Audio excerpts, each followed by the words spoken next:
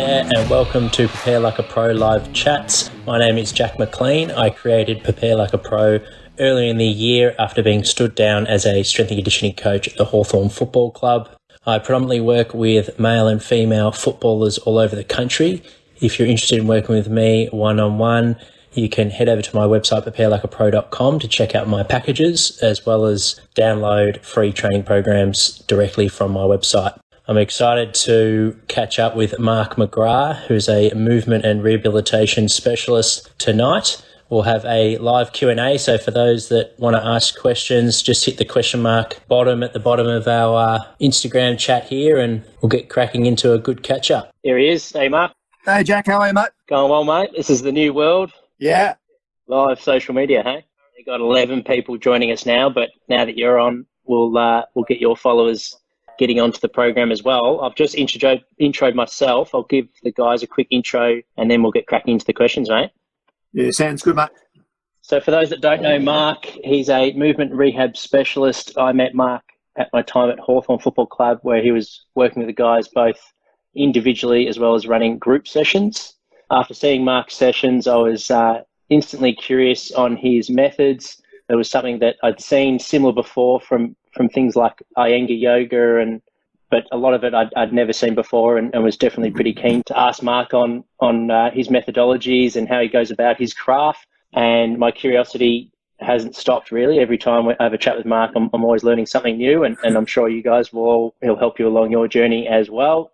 His results speak for himself. Throughout his 25 years of experience, he's had guys like Chris Judd, Luke Hodge speak very highly, not only on improving their bodies and getting out of pain through rehabilitation with Mark, but also their performance and prolonging their careers.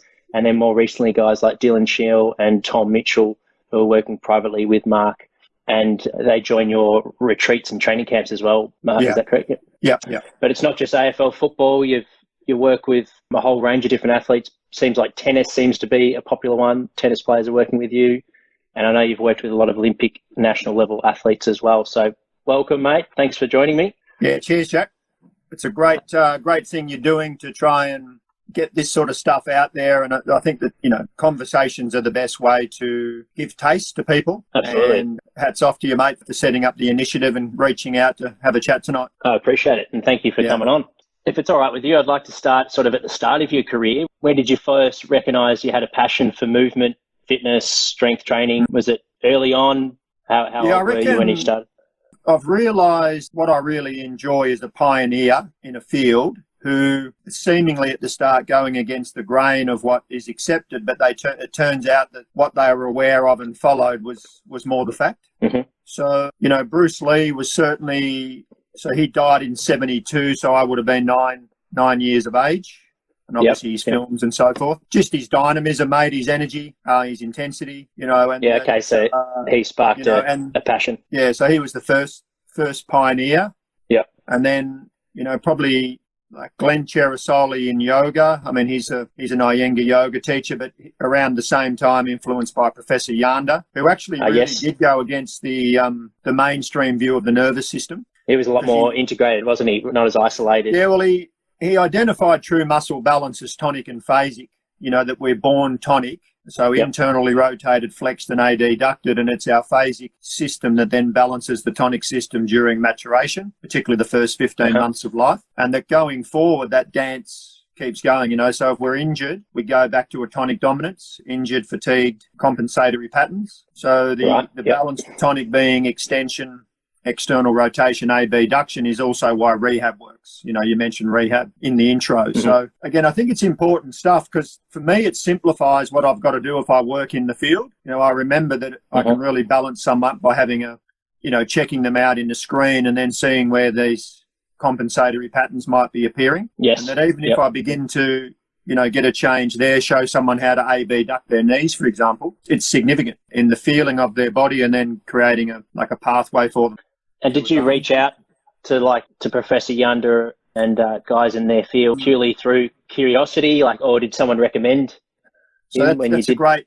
So Jim Chim, who's now I think almost retired, is a Chinese-trained Australian physio. And so Jim, I was initially down the VIS. I started with the VIS in 95. So we had access to the best athletes in the country.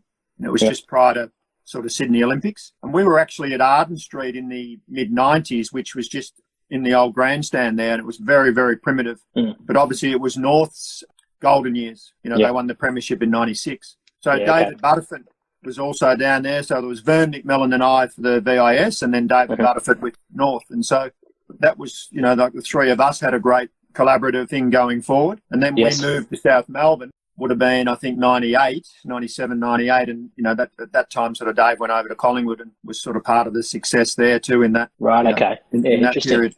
But Jim Chim, you know, he was a really interesting guy. His treatment, he always like you would tell him what hurts, but he would start somewhere else and that hurt like crazy. So he had very good observation. And he put me on to Yanda's work, and we did a 3-day workshop with Professor Yanda at St. Vincent's. There's a whole cross-section of professionals there. And is that how... Because I noticed you do treatment as well as coaching. Yeah. What did you start first? Were you a treater first and then you got into coaching, or coaching then? Yeah, coaching and then treatment. So, like a lot of training with Jim. I also did some study with Rob Granter, who was the head masseuse for the Australian Olympic team. Right. And then it's just, you're just learning, you know, once you've got the idea, it's down to then your hands and, you know, what you can. So the observation's key. So that when you lay hands on someone, it's already surprising for them as to where you're going and the changes you're able to elicit. But I started that because I was traveling with tennis players, and they just had to have hands on because of particularly playing on hard courts. They were sort of breaking down if they were successful in playing matches. So, but then I've loved the marriage going forward of, you know, treatment training. It opens up the scope of your seeing. Yeah, I can imagine, because you're getting the hands-on touch with the athletes, so that's feedback, isn't it, on how they're recovering? And I imagine it can help you make, because I know you, from speaking with you, you work very much on the neuromuscular system as well as the muscular system. But do you find this would be a good point just on that, mate? So usually people think about weakness with, you know, how they're presenting, but it's actually hypertonus. So and what's hypertonus? So overactivity of a muscle group that doesn't know how to be silent. Yeah. And this was Yanda's key point. He said the muscle won't be silent even when that's its role. So it's an on-off muscle, but with hypertone, it's on-on. So the best example would be the TFL, the tensor fasciae latae. Like almost everyone's hypertonic there. So they lie on their back and they bring their legs up. It's like they're going to cramp. So it's telling us that the stabilizing is poor because the hypertone is the TFL is trying to do that job. Same with the adductor group, particularly the short adductors. They're a proxy for the deep stabilizing system, and they're very easily like overworked, even in, you know, like so-called rest, but then staying on. Right. And is that where the treatment comes in? You release those areas, Exactly. And then the paraspinals are the other one, because if you think of the footballers, we know they tend to have like a lot of hypertrophy in the paraspinals. Yes. And that's a proxy for the diaphragm. So because the diaphragm's not working fully to produce intra-abdominal pressure to stabilize the spine, the paraspinals must come in and compensate, like overwork to do that job. So they're all, you know, with your seeing, they're all like cues for you to, you know, like, okay, I'm going to do some treatment here, and here, which will change the perception of the body for the person. And then when we exercise, it'll be like, okay, now I've got a chance to access that. And so you sometimes have to treat first with patients? I think it's best to even, you know, just change someone's hips a little bit, or like check the chest position for the diaphragm, in terms of the orientation of the diaphragm to the pelvic floor. And then when you go to the exercises, you've already had a bit of a chat, you know, while you've got someone on the table. So you can sort of set the scene a little bit as well. Yeah, awesome. And so you mentioned postural stability was something Yanda was big on. What does that mean to you, and how have you evolved your practices with improving? Is there such thing as optimal posture, or is it just an evolving thing that you're working on? So it's so basic to us that we overlook it. So posture is our basic uprighting right now, and then how that's being achieved. So like if we go back to the baby, because the baby's the ultimate, because it hasn't been taught anything and yet it's got perfect posture. So it's more like we lose the perfection than we've got to sort of go through stages to gain it. So with uprighting and then weight shifting. So if you watch a baby move, it never it shifts its weight to get ideal like recruitment based on the task, and then uses the free ride of uprighting to do that. So the classic example is sort of full squat. So our basic posture is this uprighting plus the co-activation of tonic and phasic that I mentioned at the start, plus intra-abdominal pressure. So that's our overall posture in order to just like not only to move, but also to rest. Yeah. You know, so, you know, like if you look at the sitting posture of young people today, most of their back's behind their body. You know, we sort of see a C-shaped spine, and that's, you know, that's like an unloaded body, you know, so that's happening, I think, now from quite young. And do you think, whether it be schools or if young athletes are taking it upon themselves, what should they be doing to prevent that? Is it standing desks? Is it sitting on Swiss balls? No. What would be it's optimal? It's like it's tapping into the aliveness of posture. You know, like that uprighting is like a basic aliveness and an alertness, and it's being accurate with up and down. So if my chest is forward, then I can't be accurate with up and down because now my diaphragm's oblique. Yeah. So the diaphragm fibers are purely vertical and the transversus is purely horizontal. So that's showing us how that deeper system wants to be organized in order for those fibers to be accurate with their orientation. Right. So it's accurate perception of vertical, because when someone's out, so they've got a compensatory pattern, there's a frontal plane shift, and the frontal plane shift occurs instead of rotation, which is because our movement wants to turn around the long axis. So that's already beginning to overload the joint because the forces crossing the joint have been changed. Right, so okay. it's a total package. You can't do a bit of it. Yeah. Okay. You know? And so, but you know, like you and I, when we chatted earlier today, like there's some learning around that.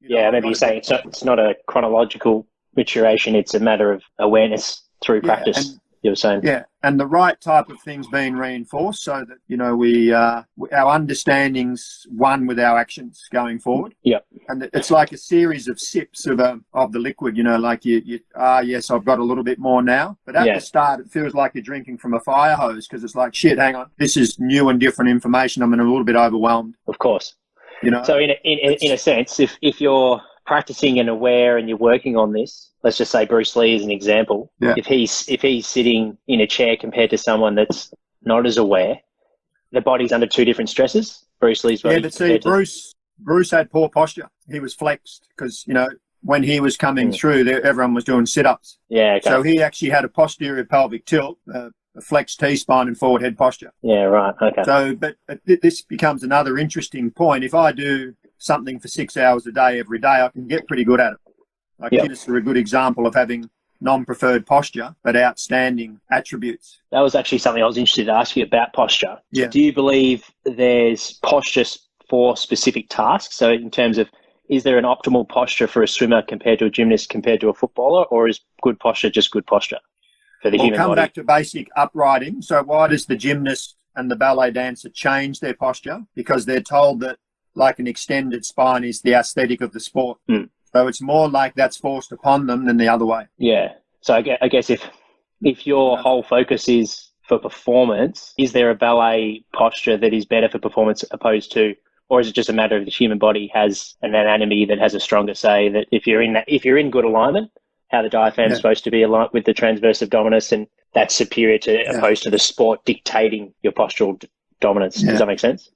Yeah, it does. So if we look at an elite male ballet dancer, really hypertrophy of the sternocleidomastoid. So they're lifting, they can do it, but they've changed the nature of optimal shoulder stabilization. And they'll be able to, you know, again, you can get around these things with treatment and so on. The thing is, like, this is a great point, because if you look at the male model and what we also do to female shapes, why is the contorted shape in our mind's eye preferable? You look at a picture of a female model in a I reckon it'd be magazine, and you won't see up and down. You'll see frontal plane shifts. Yeah, you know. So that's more the point. I think, you know, as a society, we think we've answered posture, but we still don't even really. We're not at the start of actually asking really what it is, which is this optimal use of our available energy at rest and also for the task.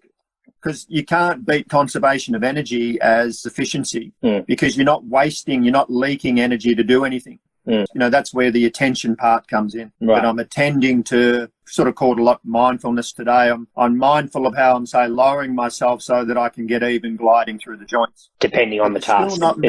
There's still not many examples of systems or disciplines that are actually doing it. It's still, you know, it approaches it. Yeah.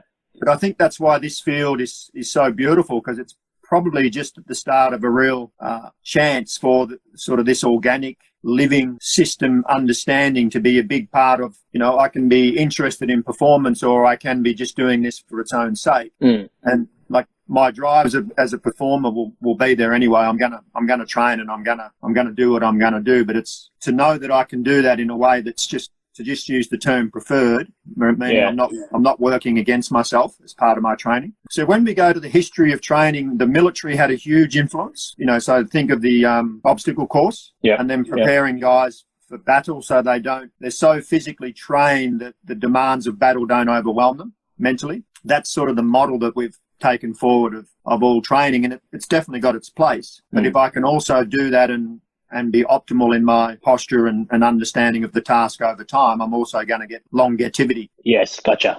Which is, that's essentially where it sounds like to me a lot of these champion athletes have seeked your services from different sports is for that goal. They've had a realization that the end might be near and they want to prolong it, and then they've come to work with you. Is that right? Well, I mean, Hodgie was a really good example of just really struggling with his back.